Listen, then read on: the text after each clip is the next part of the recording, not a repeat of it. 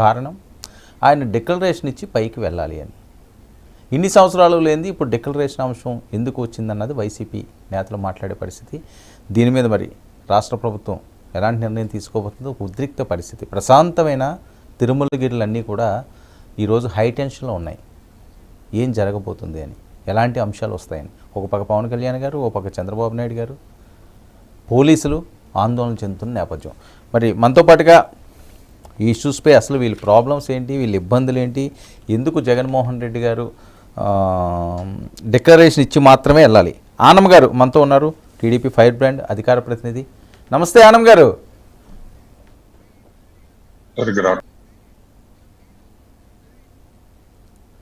ఆనం గారు వినిపిస్తుందా?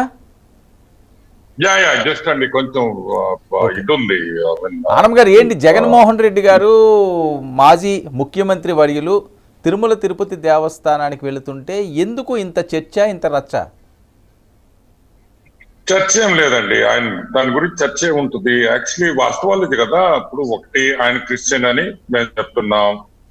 నేను ఒక్కనే కాదు, వాళ్ళ సొంత చిన్నమ్మ విమలక్క, వైఎస్ విమలారెడ్డి గారు చెప్తున్నారు. ఆమె రాసిన ఆత్మకథలో క్లియర్ కట్ గా 1924 అంటే 100 ఏళ్ల ముందర వాళ్ళు క్రిస్టియన్స్ అయ్యారని ఆమె పుస్తకంలో రాశారు. ఆమె ఒక ఇవాంజలిస్ట్. ఈరోజు ఆమె యేసు ప్రభు సువార్తని ఆమె చర్చిలకు పోయి ఆమె బోధిస్తా ఉంది. సో ఆమె చెప్పింది, ఆమె అబద్ధం చెప్పొద్దని మనం అనుకోకూడదు. ఆమె నిజమే మాట్లాడింది, ఆమె వాస్తవాలే మాట్లాడింది, వాస్తవాలే రాసింది ఆ పుస్తకంలో. ఆ పుస్తకం రాసింది నేను కాదు. క్లియర్ కట్ గా 100 years బ్యాక్ వీళ్ళు వైఎస్ కుటుంబం క్రిస్టియన్స్ అయ్యాము అని క్లియర్ గా చెప్పింది. రైట్, అది పక్కన పెడతాం. వైఎస్ జగన్మోహన్ రెడ్డి పెళ్లి ఏ పెళ్లి జరిగింది? క్రిస్టియన్ మ్యారేజ్ జరిగిందా, హిందూ మ్యారేజ్ జరిగిందా? ఆలోచించండి. షర్మిలాకి సునీతకి వాళ్ళ హస్బెండ్, ఐ థింక్ ఆయన పేరు గుర్తురాట్లేదు, వాళ్ళిద్దరు పెళ్లి ఒకేసారి జరిగింది. జగన్మోహన్ రెడ్డి పెళ్లి, సునీతమ్మ పెళ్లి ఒకేసారి జరిగింది. బ్రదర్ అనిల్ కాదు, సునీత వివేకానంద రెడ్డి కూతురు నరహరి కదా ఆయన పేరు, ఐ థింక్. సో వాళ్ళ 2 పెళ్లిళ్ళు క్రిస్టియన్ మ్యారేజెస్ జరిగినాయి. సరే, రాజశేఖర రెడ్డి మా పెద్ద ఆయన రాజశేఖర రెడ్డి చనిపోయినప్పుడు ఆయనకి ఏం బెరియల్ చేశారు? దహన సంస్కారాలు క్రిస్టియానిటీతో చేశారు. వైఎస్ వివేకానంద రెడ్డి దహన సంస్కారాలు ఎలా చేశారు? క్రిస్టియానిటీలో చేశారు. మరి ఈయన హిందూ ఏంది? నాకు అర్థం కాదు. ఓకే, నువ్వు హిందూవి రా, నీ శ్రీమతితో రా, నీ పిల్లలతో రా, వచ్చి హ్యాపీగా రండి, గుడికి రండి, ఆ దండం పెట్టుకోండి, దేవుడికి క్షమాపణ చెప్పండి, మీరు చేసిన తప్పులన్నీ క్షమాపణ కోరుకోండి. ఆ కుటుంబంతో రాడు, ఒక్కడే వస్తాడు. ఓకే, అది కూడా పక్కన పెడతాము. ఇతను ఓదార్పు యాత్ర అప్పుడు ఫస్ట్ టైం అతని జీవితంలో తిరుమలకు వచ్చింది, వాస్తవం కాదా? దాని ముందర ఎందుకు రాలేదు? ఓదార్పు యాత్ర ముందర ఎప్పుడైనా తిరుమలలోకి వచ్చారా? సరే, ఈ నడి మధ్యలో వైఎస్ కుటుంబం ఎవరైనా తిరుమలకు వచ్చారా?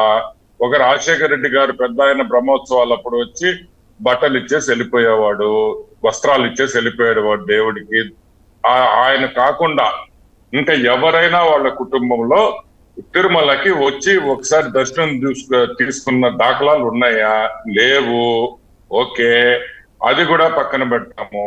నువ్వు క్రిస్టియనా హిందూ అని ఓపెన్ గా చెప్పి, ఈ రోజు నుంచి నేను క్రిస్టియన్ కాదు, నేను హిందూని, నేను హిందూగానే ఉంటాను అని చెప్పినప్పుడు ఇవన్నీ నువ్వు డ్యూయల్ ప్లే రాసేదానికి లేదు కదా. నువ్వు ఒక ఎలక్షన్స్ అప్పుడు మీ శ్రీమతి ఏమో క్రిస్టియన్. ఆనం గారు ఒక్క విషయం, ఇన్ని సంవత్సరాలు బట్టి లేనిది మీరు అడగాలి అనుకుంటే మీకు అంత ఇబ్బందికరంగా ఉంటే ఆయన క్రిస్టియనా హిందూ అని స్వామివారికి పట్టు వస్త్రాలు సమర్పించిన రోజునే మీరు ఆందోళన చేయాలి కదా. ఆ రోజే అడ్డుకునే విధంగా మీరు వాయిస్ కరెక్ట్, మీరు చెప్పింది 100% కరెక్ట్.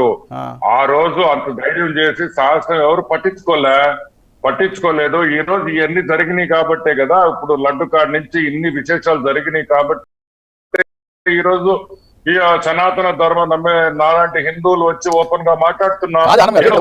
ఆ రోజు అంత ధైర్యం ఉంది అంటున్నారు అంటే అధికారంలో ఉంటే సనాతన ధర్మాలు ఏమి కూడా గుర్తు రావా? అధికారానికి భయపడి ధర్మాన్ని వదిలేస్తారా? ఒక్క నిమిషం, ఆ రోజు నేను చాలా చిన్న పిల్లోడిని. ఓకే, రాజశేఖర్ రెడ్డి ముఖ్యమంత్రి అయ్యి ఆయన పట్టు వస్త్రాలు తెచ్చేటప్పుడు నేను అప్పుడే విషయం అంటలేదండి. గత 5 సంవత్సరాలు 2014 నుంచి 2019 వరకు ఆయన తిరుమల వెళ్ళలేదా? ఎన్నో సార్లు మనం అతని డిక్లరేషన్ సైన్ చేయమన్నాం. లాస్ట్ టైం అడ్డుకుంటే కూడా తోసుకొని వెళ్ళిపోయాడు గుళ్ళో.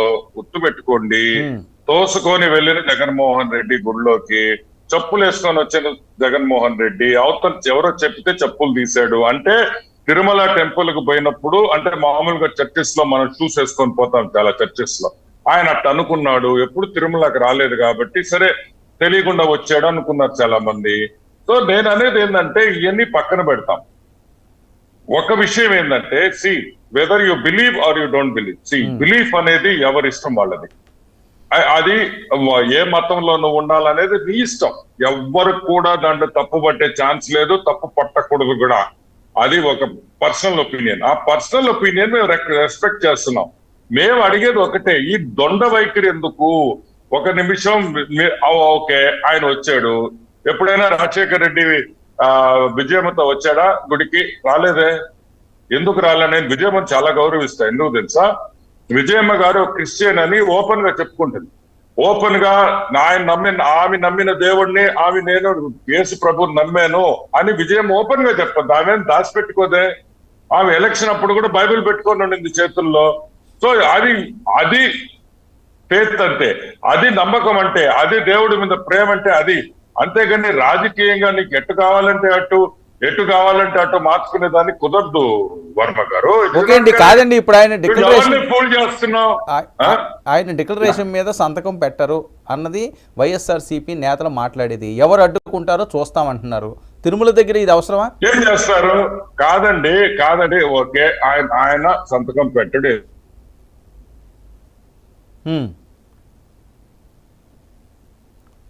ఆనం గారు హలో మాట్లాడండి. ఇప్పుడు